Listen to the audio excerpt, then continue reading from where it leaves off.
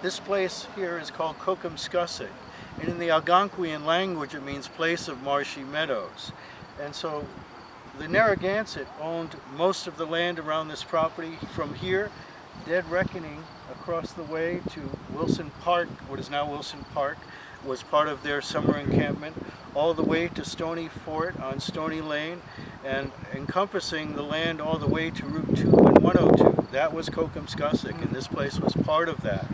And so about 1637, 1638, the Narragansett asked Roger Williams to establish a trading post in this area. We seem pretty certain that this is the area to which he established his trading post, because the island that we see out here was originally called Queen's Island, and that's first mentioned in the deed that Roger Williams wrote to Richard Smith when he came in 1651 and purchased the property. And he describes it as a place for goats, which Queen Magnus, the old queen of the Narragansett who lived in Stony Fort, gave to him to place his goats on. Now the story that we have told here is that the goats were problematic for the Narragansett.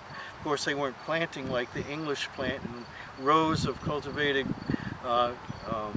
vegetables and corn and so forth. They planted in small mounds, and they planted what they called the Three Sisters, corn, beans, and squash, all in one hill. And it wasn't fenced in, it was all open here and there, so of course the goats wandering around would have created havoc to their crops as they were growing around the area. And so she asked him to put his goats on the island, and he did that, and that's probably why he mentions that specifically to Richard Smith. It's an island for goats.